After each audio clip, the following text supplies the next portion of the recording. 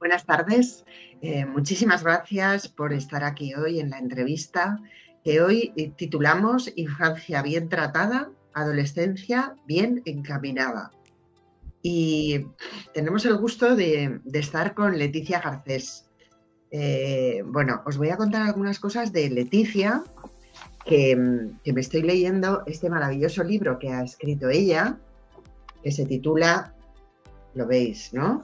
Se titula Infancia bien tratada, adolescencia bien encaminada, como la entrevista de hoy. Y está escrito por ella.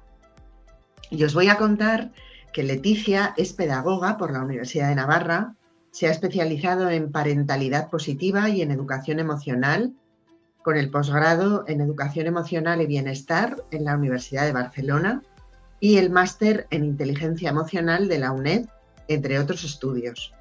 En 2010 funda Padres Formados para impartir formación a familias y a profesionales. Tiene su propio centro de orientación familiar en Burlada, en Navarra, donde asesora en crianza positiva y de forma presencial y online.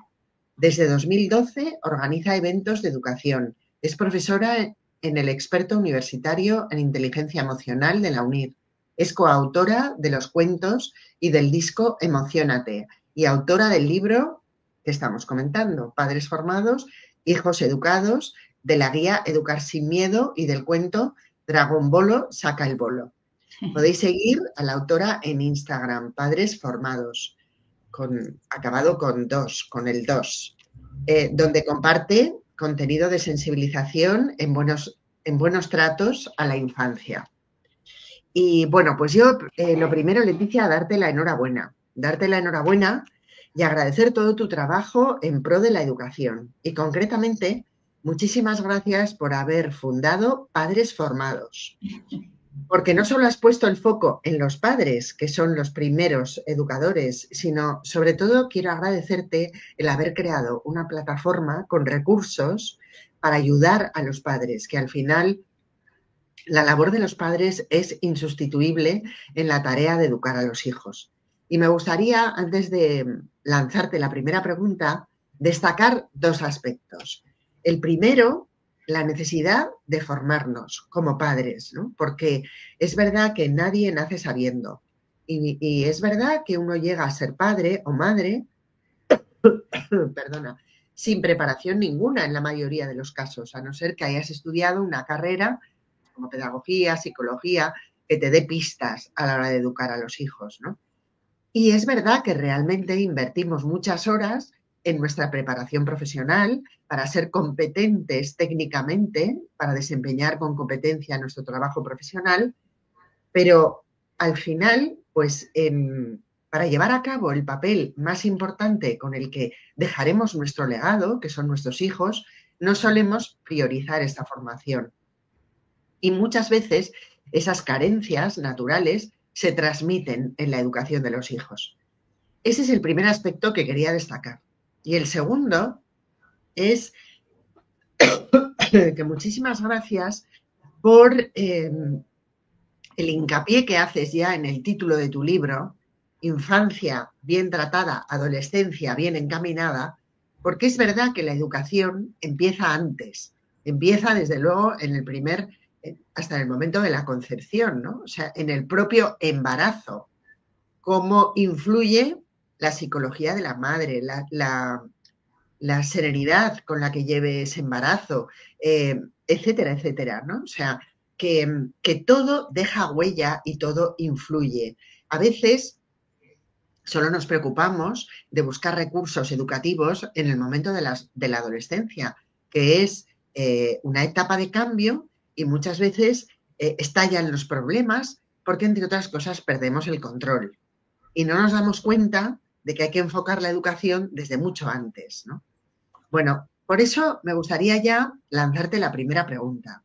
Me gusta porque dices que para educar no hay recetas mágicas ni manual de instrucciones, pero que sin embargo existen suficientes razones para creer que la parentalidad positiva nos permite educar de forma más consciente y respetuosa. Leticia, ¿podrías explicarnos qué es esa parentalidad positiva y poner ejemplos concretos de cómo podemos desarrollarla? Qué interesante. Ana, muchísimas gracias por esa introducción tan bonita que me has hecho. Me ha gustado escucharte y además estaba recordando, ¿no? Porque decías que a lo mejor para saber criar hay que tener unos estudios, que a lo mejor eso te puede dar algunas pistas. Bueno, en mi caso, que estudié pedagogía, me generó muchísima frustración por darme cuenta que estudiar una carrera de 4 años que luego tuve que irme especializando porque no me daba respuestas a todas las inquietudes que yo tenía y siempre lo digo porque muchas madres, padres se van a identificar con ello, que me generaba más frustración la rabieta de un niño de 2 años que cualquier proyecto, que cualquier trabajo que yo pudiera realizar en aula, en cooperación, porque las rabietas de los hijos nos mueven emociones que no sabemos gestionar por la intensidad que tienen, ¿no? Y por el vínculo. Es más fácil que un niño, un hijo propio, te desregule que a lo mejor un sobrino. Con un sobrino vas a ser mucho más paciente que a lo mejor con tu propio hijo por el vínculo que existe, ¿no? Por lo tanto, dando respuesta a la pregunta de qué es la parentalidad positiva, yo lo explico a mi manera, ¿no? La parentalidad positiva es la ciencia puesta al servicio de la crianza. Es un estilo educativo que está en continua actualización y bebe de muchas fuentes científicas, bebe de la neurociencia, bebe de la inteligencia emocional, bebe de la psicología positiva, bebe de la educación emocional y nunca te dice cómo tienes que actuar, sino te explica por qué has actuado de esa manera o te da te guía, te propone pautas, te hace propuestas educativas, siempre desde un respaldo científico para que entendiendo cómo funciona el cerebro de tu hijo en la etapa infantil, en la etapa adolescente, cómo funciona el tuyo, cómo funciona tu sistema de valores, tus creencias, cómo tu infancia también ha podido configurar tu forma de entender la crianza que estás llevando a cabo, ¿no? Pues toda esa información que tú la puedes adaptar a tu realidad es la que te va a ayudar a llevar a cabo una crianza mucho más consciente, mucho más respetuosa, con menos culpa, con más seguridad, con mayor autoestima, con mayor confianza en ti misma y además, sobre todo, permitiéndote equivocarte y viviendo tus errores como parte de tu proceso, siendo muy autocompasiva, perdonándote muchos errores y además hablando de ellos con apertura, no ocultándolos como si fuera algo vergonzoso, algo de lo que tienes que avergonzar y por tanto lo rechazas, sino hablando con apertura de situaciones que vives en el día a día para permitirte también aprender de ello, ¿no? Entonces, bueno, pues al final la parentalidad positiva es compasiva, es información, es conocimiento, es ciencia, es una invitación a la reflexión y de alguna manera es que tú construyas el estilo educativo con un respaldo científico bajo el paraguas de la ciencia que te permita construir relaciones de calidad. Porque si algo sabemos, por ese estudio que Harvard ha llevado a cabo de más de 85 años queriendo descubrir qué es lo que hace que las personas seamos felices, nos dicen que son las relaciones de calidad.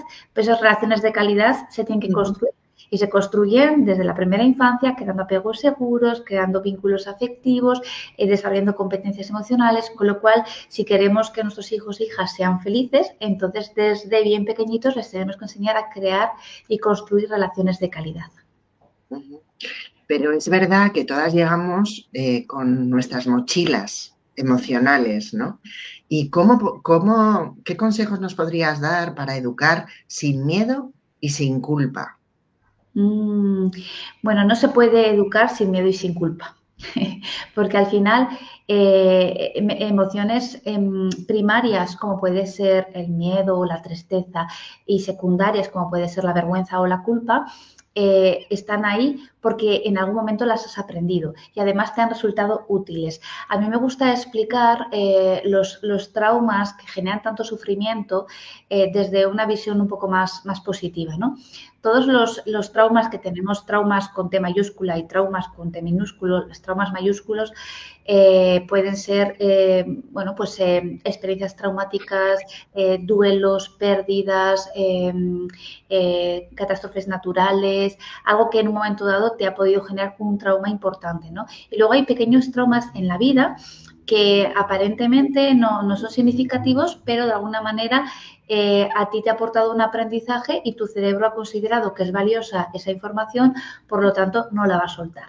En más de una ocasión, a través de síntomas de ansiedad, se va a representar ese miedo que tú viviste en la infancia y que se representa en la vida adulta, porque para tu cerebro le ha resultado una información muy valiosa y que de alguna manera no quiere olvidar. Entonces, de alguna manera, el cerebro, que no le importa que tú seas feliz, solo quiere que tú sobrevivas, va a guardar en su memoria implícita información valiosa que ha adquirido a través de experiencias traumáticas, ¿no?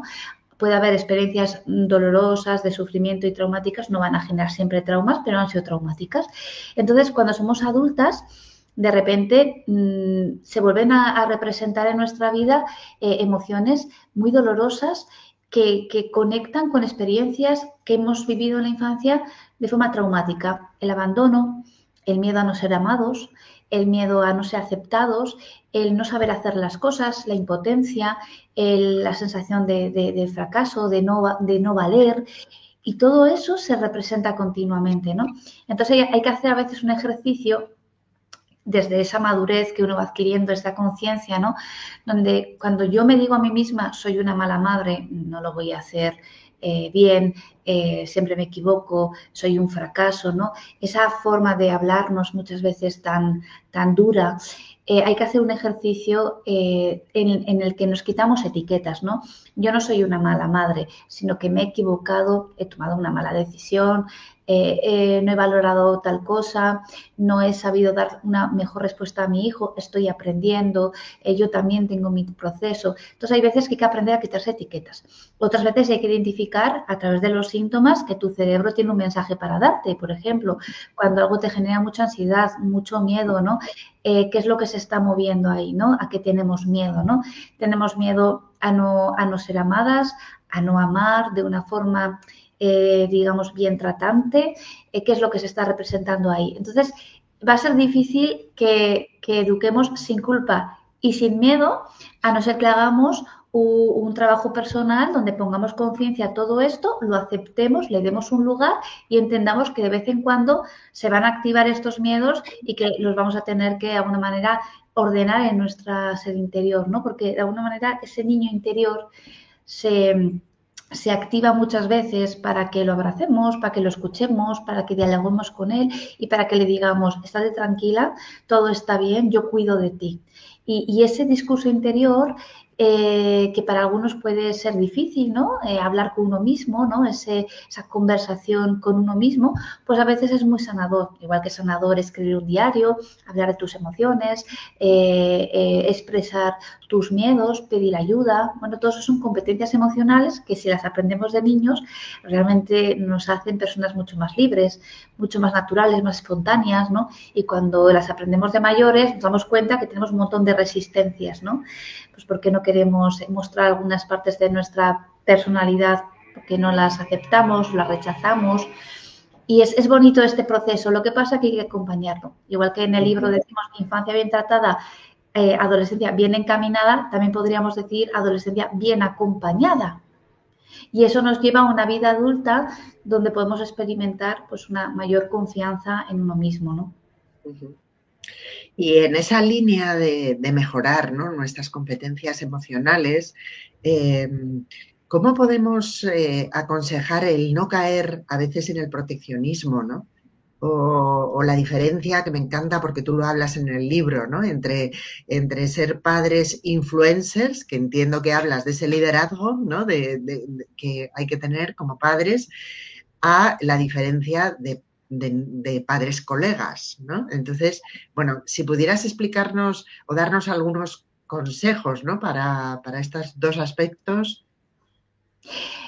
Seguro que habéis escuchado, ¿no?, a Emilio Calatayud, que suele decir, ¿no?, que si tú te haces amigo de tus hijos, ¿no?, los dejas huérfanos, ¿no? Esta idea que se la hemos escuchado decir a él muchas veces, ¿no? Entonces, yo sí que creo que con un hijo hay que tener amistad, porque la amistad, si hablamos de ella, ¿no?, tiene unos valores muy positivos. La amistad es desear estar con una persona, desear su bien, escucharla, ayudarla. Entonces, cuando entre dos personas se crea una amistad, no siempre tienen por qué ser amigos íntimos, pero son dos personas que tienen una amistad y por lo tanto se tienen en cuenta, se escuchan, se ayudan. Entonces, los valores de la amistad a mí me parece que sí pueden estar entre un padre y un hijo, porque eso les unirá, les creará ese deseo de estar juntos, aunque en la etapa adolescente los iguales sean más importantes. Entonces, sí que creo que entre padre e hijo tiene que haber amistad, entendiendo la amistad como esos valores que unen a dos personas que por algún motivo han creado un vínculo. Lo que no podemos ser amigos, porque pertenecemos a generaciones distintas, nuestra relación es vertical. Si yo soy amigo de mi hijo, no le permito que se aleje lo suficiente de mí para que cree vínculos con su entorno social. Y además, si necesito ser amigo de mi hijo, la pregunta es ¿por qué? ¿No?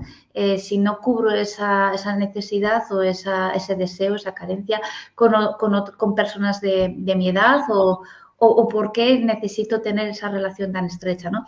Entonces, sí que caer en la sobreprotección pues muchas veces es por mis propias inseguridades, ¿no?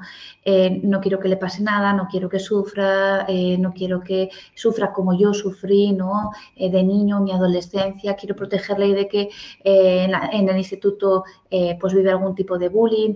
Entonces muchas veces eso nos lleva a atarlos, a tenerlos demasiado cerca de nosotros, ¿no?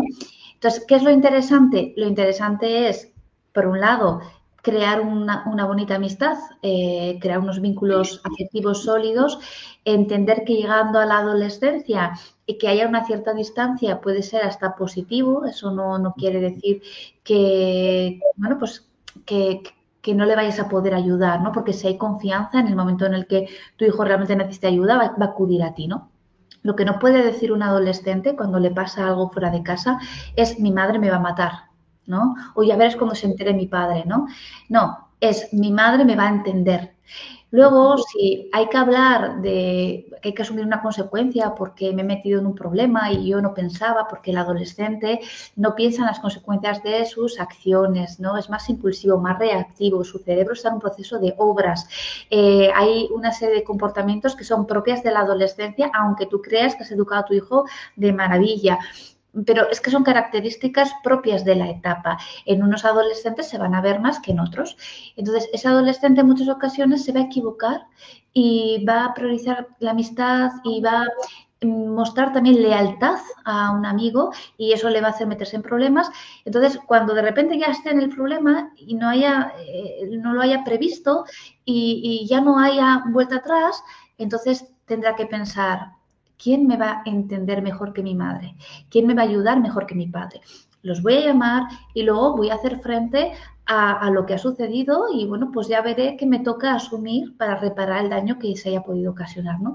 Entonces, eso es importante en la adolescencia. Con lo cual, amistad con un hijo siempre, ¿por qué? Porque cuando tenga un problema, te llamará a ti y lo que queremos es que nuestros hijos nos llamen. Y además yo suelo decir que a un adolescente, a un hijo adolescente, hay que decirle, lo único que tienes que hacer cuando estés verdaderamente en apuros es llamarme. Si yo me disgusto, si yo lo paso mal, si yo me llevo un mal rato, eso ya es una cuestión que tiene que ver conmigo como madre porque me duele, pero no puedes privarme del privilegio de ayudarte en el momento en el que más lo necesitas. Es como, no me quites ese privilegio de poder ayudarte cuando más lo necesitas. Pero para eso hay que construir vínculo y para eso hay que, en muchas ocasiones, pues hay que reparar relaciones porque nos toca también aprender de los errores y hay veces que me enfado, pierdo los papeles, digo cosas que no pienso, soy muy dura en mi intervención y entonces tengo que buscar la manera de reparar el vínculo afectivo, ¿no? Para que mi hijo en realidad sepa que yo me equivoco, que yo aprendo, que yo soy capaz de reconocer mis errores, porque lo más importante entre él y yo es la relación que tenemos. En todo lo que nos has ido diciendo, que ha sido súper interesante, has nombrado que el cerebro en el momento de la adolescencia está en obras. ¿Podrías explicarnos algo, ¿no? Porque es verdad que es muy importante conocer, ¿no?, el cerebro, y además ahora, pues con todos los avances de la neurociencia, nos damos cuenta bueno, pues de muchas cosas que pueden influir, ¿no?, en la educación y en el aprendizaje. Entonces, bueno, por darnos algunas Sí. pinceladas, ¿no? Voy a nombrar dos autores que me parece que es importante que tengamos un poco de referencia, dos o tres. Tendríamos que nombrar a Rafa Guerrero, que es un experto en infancia y adolescencia, que todos sus libros y contenido es de gran valor. David Bueno, que es un biólogo fantástico, que tiene libros para docentes maravillosos. Incluso nombraría a Rafa Benito, que es un psiquiatra que a mí me gusta mucho y todo lo que cuenta es muy interesante. Entonces, ¿por qué nombro a psicólogos, biólogos, psiquiatras? Bueno, pues porque ellos al fin y al cabo son los que nos pueden explicar cómo funciona el cerebro, y yo como pedagoga lo puedo simplificar de una forma muy sencilla, se lo puedo contar a las familias, ¿no? Entonces, ¿qué les suelo contar yo? Que si el cerebro tarda entre 20 y 30 años en madurar, digamos que el carné de cerebro maduro nos lo dan con 30 años, pero mucho antes vamos a poder votar, vamos a poder conducir, en unas edades donde, aunque somos mayores de edad, no somos cerebralmente maduros, ¿no?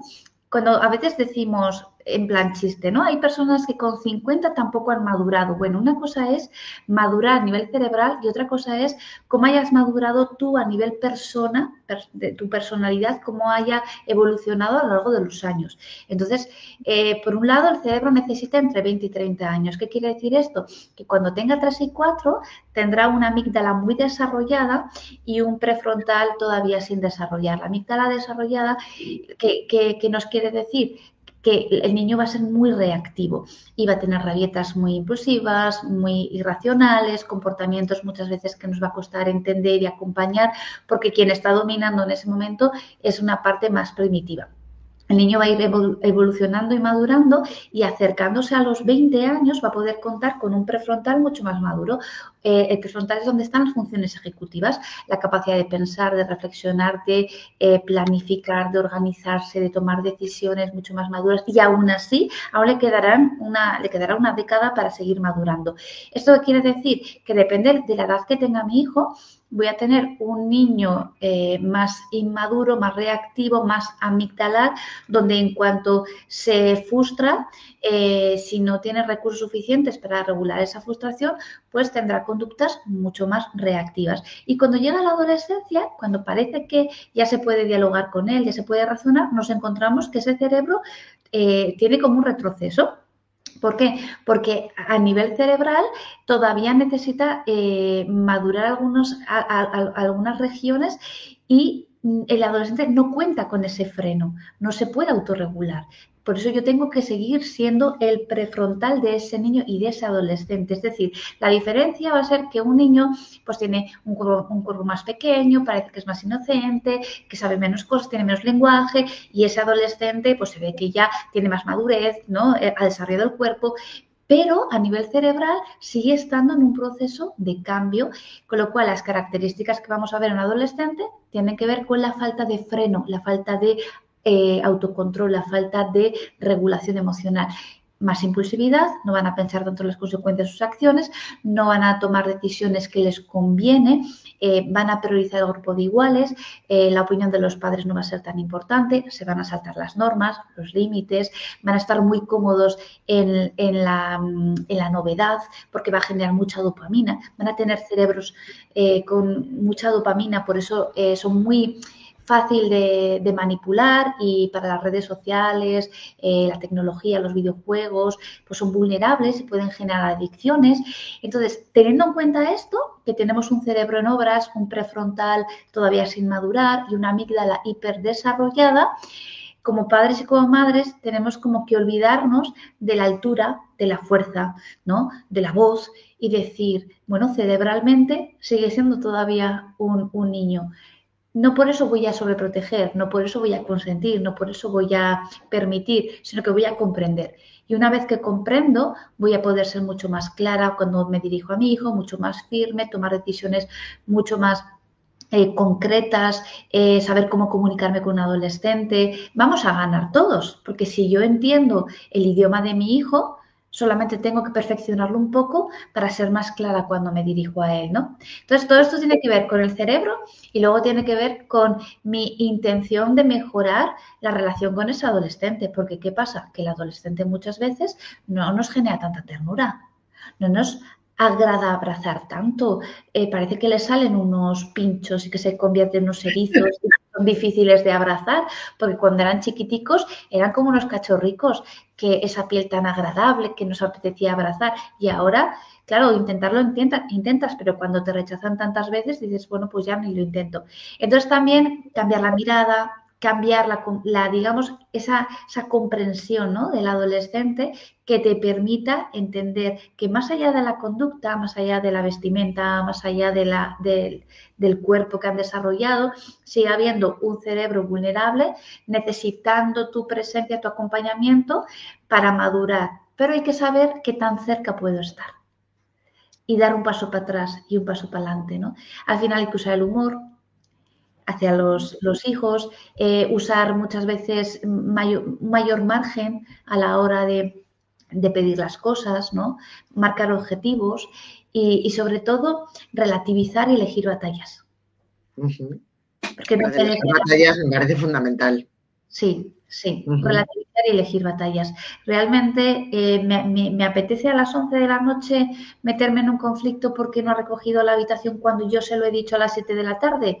Hombre, pues tengo unas ganas de discutir, pero realmente voy a salir ganando.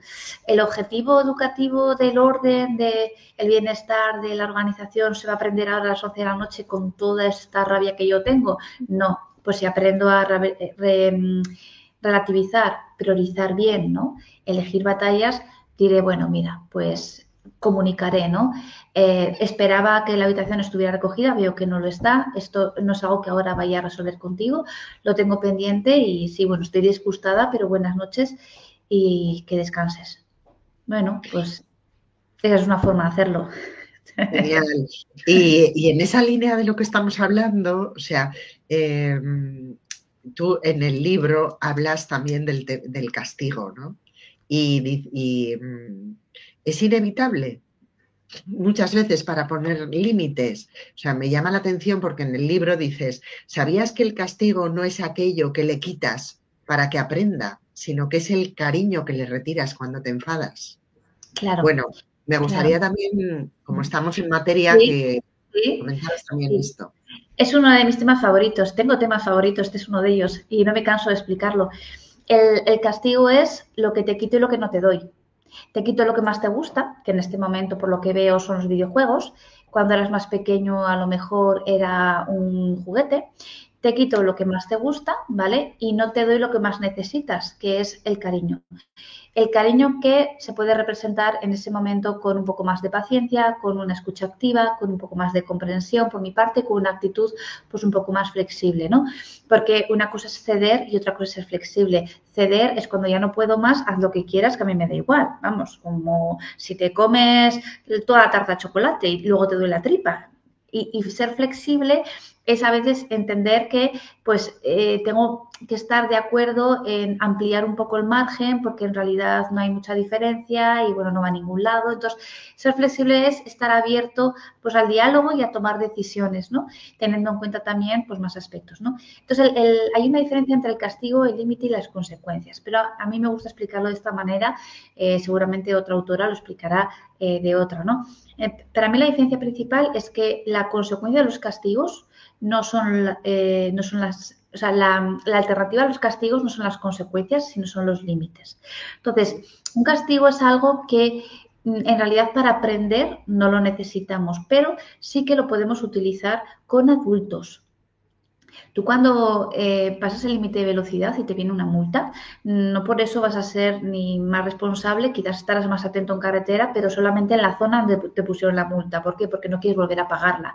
Entonces, la multa no te hace mejor conductor, pero de alguna manera necesitamos que haya un reproche social y que nos digan tu conducta nos afecta a todos. Entonces no podemos dejarla sin sanción, porque si tú te saltas el límite de velocidad, eres un peligro en la carretera. tú corres peligro y los demás corren peligro. Entonces, tiene que haber como una sanción que de alguna manera no deje una conducta sin reproche social, sin un recordatorio donde tu conducta, digamos, el resto de la sociedad no la validemos, no la aceptemos. Pero da igual si la cometes tú como si la comete otra persona. Todo lo que supone un riesgo para ti y para los demás no es aceptado por el grupo social. Entonces, el castigo sí que un adulto lo va a necesitar, pero no para aprender de ello, sino para que su conducta no sea socialmente aceptada. Sin embargo, el niño no necesita castigos para aprender, necesita diferentes respuestas y hay que ver en cada momento qué respuesta es la más idónea para aprender algo, ¿no? Entonces va a aprender a través de consecuencias y va a aprender a través de límites. Pero lo que más va a necesitar son los límites, porque los límites tienen que ver con la actuación del adulto. Es el adulto el que a través de decisiones que va tomando va ayudando a ese niño o a ese adolescente en diferentes situaciones. Entonces, pongamos ejemplos. Un niño, por ejemplo, que tiene que recoger los juguetes, no va a encontrar ni la motivación, ni el deseo, ni la voluntad de recogerlos cuando tiene tanto deseo de jugar. Esto el adulto lo sabe, pero siempre le va a implicar en el hábito de orden y le dirá, mira, cariño, son las 8, mañana tenemos que madrugar, así que por favor vete recogiendo los juguetes. Lo normal es que este niño, esta niña, si tiene un gran deseo de seguir jugando, no deje de jugar, porque cuando tú deseas hacer algo, no encuentras la voluntad para hacer lo contrario. Entonces, esto el adulto lo tiene que entender. La obediencia no es natural. La obediencia tiene que ver con la madurez y con la capacidad de poner en marcha la voluntad. Yo puedo obedecer un mandato que es bueno para mí cuando tengo la madurez de activar mi voluntad. El niño no. Entonces, el adulto que lo entiende le dará una indicación, le dará un tiempo y después le dirá, bueno, yo quiero que la habitación quede recogida, así que voy a empezar a recoger los juguetes para que la habitación quede recogida. Y esperará a que vaya involucrándose, sabiendo que esto es un hábito que se tiene que adquirir al cabo del tiempo. Hablamos no de días ni semanas, hablamos de años, 2, 3, 4 años y en adelante. El niño que va a aprender que cuando tiene muchas ganas de jugar, si no es la hora de jugar, si en esa hora hay que hacer otras actividades que tienen que ver con los cuidados, va a haber un adulto que con presencia, con límites y con una firmeza amorosa, simplemente va a impedir que él siga jugando. ¿Esto qué va a suponer? Frustraciones, rabietas, enfados, pero esas frustraciones son súper necesarias. Realmente necesitamos que los niños se frustren en entornos seguros y con nuestra presencia. O sea, cuanto más se frustra el niño en casa, más se entrena a nivel emocional, mejores competencias de regulación emocional va a poder desarrollar y todo eso que se va a llevar luego al aula. Entonces, cuantas más rabietas, vamos a decir que mejor, entendiendo que esas rabietas, por desagradables que sean, siempre nos dejan un entrenamiento y un aprendizaje, ¿no? Entonces, ese niño va a ir creciendo y llegará un momento que tú le podrás decir, cariño, mañana hay que madrugar, vete terminando las tareas o vete duchándote. Y entonces habrá menos resistencia, depende del temperamento, depende del niño, depende de la edad, habrá menos resistencia, pero un poco más de voluntad. Y con el tiempo habrá más voluntad que resistencia. Entonces, al principio hay mucha resistencia y poca voluntad. Educamos desde la parentalidad positiva con amor, con paciencia, con límites y con días mejores y peores. Y con el tiempo hay más voluntad que resistencia. Tú ahora mismo por las mañanas, cuando suena el despertador, tienes resistencia, pero tienes más voluntad que resistencia y ya tienes el hábito adquirido. Ese niño por las mañanas no tiene voluntad, tiene más resistencia que otra cosa. Entonces, habrá un adulto que acompañe el cuidado, la ayuda a desperezarse, la ayuda al principio un poco a vestirse. No quiere decir que nos carguemos la autonomía, ¿no? Sino que al final necesitamos entender que no siempre el niño tiene la capacidad de ir al ritmo que el adulto le marca. Madre mía, cuántas cosas. Se me quedan muchísimas cosas en el tintero, pero como el título de nuestra entrevista era Infancia bien tratada, adolescencia bien encaminada, ¿nos podrías explicar, pues, en la infancia, ¿no? ¿Por qué es tan importante y qué conexión establecemos, ¿no? Pues que en la infancia, pues es donde uno configura el autoconcepto, la autoestima. Entonces, me gustaría que explicaras a grandes rasgos pues la importancia, ¿no?, de sentar bien las bases y Mm. que una vez esas bases están bien sentadas, la adolescencia se transita, ¿no?, como una etapa más.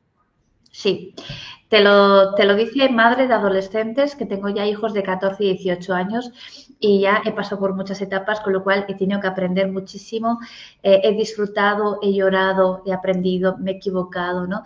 Entonces, muchas de mis familias se van a beneficiar de ello, ¿no?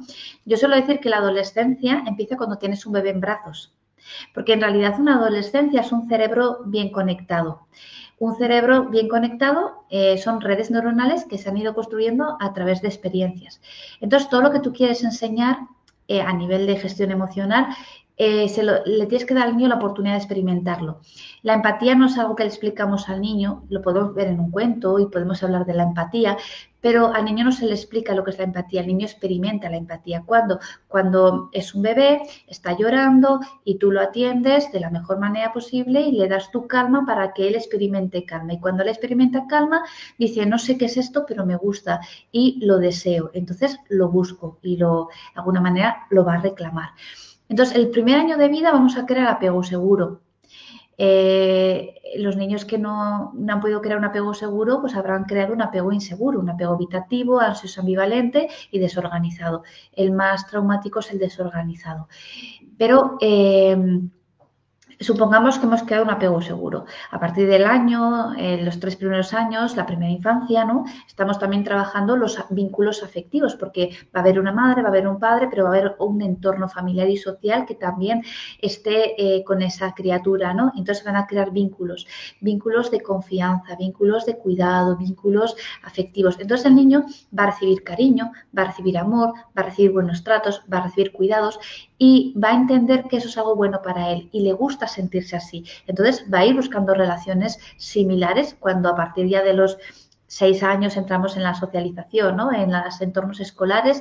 Hemos podido ir también a escuela infantil, pero a partir de 6 años empezamos lo que es a transitar esos caminos de la escuela, ¿no? De lo académico, ¿no? Entonces, el niño, cuando ha experimentado amor, nadie le tiene que decir que es un ser amable, amable, sino que él sabe que merece ser amado. Entonces va a buscar entornos donde le hagan sentirse tan bien y tan seguro como ha experimentado en su hogar, en su entorno familiar. Entonces sé que soy amado porque he experimentado amor. Conmigo han sido empáticos y entonces me sale ser empático. Y luego ya habrá que ver que no siempre me tengo que involucrar con todas las personas con las que siento empatía, o a veces hay que marcar límites, o a veces hay que también, bueno, tomar decisiones donde a veces renuncias a cosas tuyas en favor de otros y otras veces decides que no vas a renunciar porque tendrías lo principal es priorizar tu persona, tu autocuidado y tu bienestar. Si tú no estás bien, no estás bien para nadie. Esto es algo que las madres tenemos que tener muy claro. La primera persona en tu vida tienes que ser tú. Si tú no eres la primera persona en quien piensas, a quien acudes, a quien cuidas, entonces tus hijos no pueden acudir a ti porque no van a encontrar una persona integrada, bien atendida, bien cuidada, ¿no? Y luego el modelo, ¿no? Cuando tú te hablas bien, te cuidas bien, tienes autocompasión, te perdonas y además utilizas el humor, ¿no? Yo suelo decir que si a lo mejor te sale habitualmente, ¿no? ¡Ay, qué tonta soy, qué cabeza la mía, si es que se me olvida todo, qué despistada, ¿no? Pues aprender a cambiar eso, ¿no? Porque los niños te escuchan, igual que cuando hablas de tu cuerpo, ¿no? Cuando hablas de tu cuerpo y te desprecias o hablas de forma negativa, las niñas, que son las que más pues, sufren trastornos de la conducta alimentaria, pues están viendo que el cuerpo tiene que ser de una determinada manera porque su madre habla muy mal de su cuerpo, ¿no? Entonces el poder decir, ay, jo, qué rabia me da que se me haya olvidado esto que era importante. Voy a ver si tengo más cuidado, me lo voy a apuntar mañana para que no se me olvide. Entonces, de alguna manera, el hijo lo que escucha es, expreso la emoción, me da rabia que se me haya olvidado algo, de alguna manera lo expreso de una forma asertiva, ¿no? Jo, se me ha olvidado, describo la situación, ¿vale? Y luego busco una solución. Me lo voy a tener que apuntar porque si no se me va a olvidar otra vez.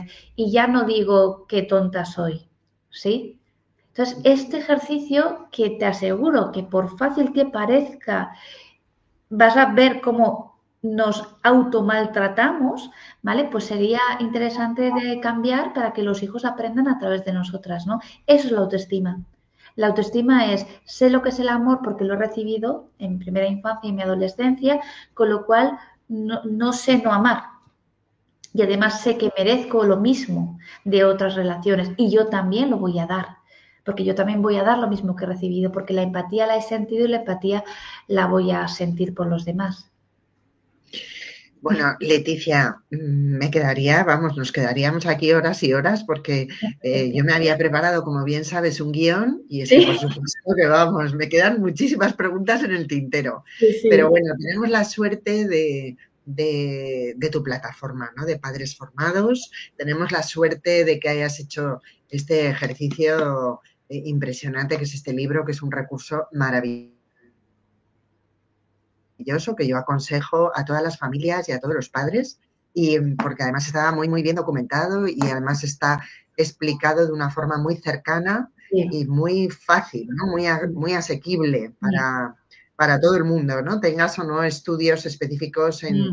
en temas de pedagogía. Y luego te podemos seguir en las redes, ¿no? Y podemos participar de tus formaciones, porque además das formaciones presenciales y formaciones online. Eso Así es. que nos quedamos con eso. Y antes de despedir la entrevista, pues nosotros siempre nos gusta que os despidáis con un mensaje hacia la red, ¿no? Tú además eres socia de Mujeres Líderes en la Educación, tenemos esa suerte de tenerte en la red y de que sumes con todas estas profesionales, ¿no? Tan maravillosas que forman parte, ¿no? de la red de mujeres líderes en la educación. Entonces, bueno, ¿qué mensaje nos quieres decir? Pues yo me dirigiría a esas madres que son las que generalmente me suelen escuchar o seguir, también padres comprometidos con la crianza de sus hijos en etapa infantil y adolescente. Les diría, eres lo mejor para tus hijos, eres completo. Eh, has construido una familia, tienes unos hijos, eres la mejor madre o el mejor padre que tu hijo puede tener. Solo necesitas creértelo y vivir sabiendo que así es. Luego ya uno va aprendiendo. Hay que documentarse, hay que formarse, hay muchas formas de hacerlo. Puedes leer un libro, puedes escuchar una entrevista, puedes ir a una formación o hacer terapia o acudir a asesoramientos educativos, pero tienes que, para empezar, creer que tú ya eres suficiente y que luego hay un montón de facetas que se pueden mejorar, pero es que el proceso de mejorar es maravilloso. Aprender, crecer, eh, hacerte consciente de errores, darte cuenta a veces que eres ignorante en un montón de cosas y por lo tanto necesitas documentarte y aprender de otros. Todo eso nos convierte en una red, en una tribu, en una familia social grande.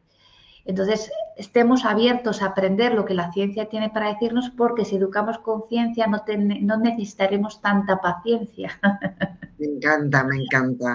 Y luego es verdad lo que dices, ¿no? O sea, que cada padre y cada madre son únicos. Y eso es algo efectivamente que lo primero que uno tiene que hacer es creérselo, ¿no? Y saber que es el mejor, porque es el único, ¿no? Que tiene a ese hijo. Con lo cual, sí, fíjate, yo hace años estuve en un curso de orientación familiar y recuerdo que, claro, que en ese curso, como se dijeron tantas cosas, pues al final los que estábamos allí, pues te dabas cuenta de tu superignorancia, ¿no? Y el profesor al final se debió o sea, debió de ver, ¿no? La cara a veces como de ansiedad, ¿no? Claro, muchas veces cuando te empiezas a formar te das cuenta de todo lo que te falta por aprender, ¿no? Claro, Es más, y no es que seas peor, sino que eres más consciente. exactamente. Entonces, bueno, pues para cerrar el programa nos dijo una cosa que a mí no se me ha olvidado nunca y que me parece súper bonita, ¿no? Nos dijo que lo más importante, en la línea de lo que tú estás diciendo, dice, mirad, el mensaje que os tenéis que llevar es que lo más importante es que queráis a vuestros hijos, ¿no? Y que empecéis queriéndoos entre vosotros. Entonces, dijo muy bonito, dice, ojalá cuando pasen los años y alguno de vosotros dos desaparezca, pues uno de vuestros hijos se puede acercar y poder decir gracias papá o gracias mamá por haber cuidado a la otra mitad que yo más quiero en el mundo, ¿no? Bueno, pues eso también es el mensaje. O sea, al final, pues el padre y la madre son únicos, ¿no? Y por eso yo creo que todo, y además es muy bonito todo lo que has dicho, ¿no? Del cuidado de uno mismo, que en la medida en que uno se cuida y se quiere, es capaz de querer y es capaz de cuidar. Entonces, bueno, Leticia, muchísimas gracias por todo, muchísimas gracias por tu trabajo y ya nos vamos a hacer fans de Padres Formados. Estoy segura que tras la entrevista todos nos vamos a hacer fans de tu plataforma y del proyecto. Muchísimas gracias. Nos hagamos fans de nuestros hijos. Eso por supuesto. Muy bien. Venga, gracias. Pues, gracias, un placer. Bueno. Hasta otra. Igual.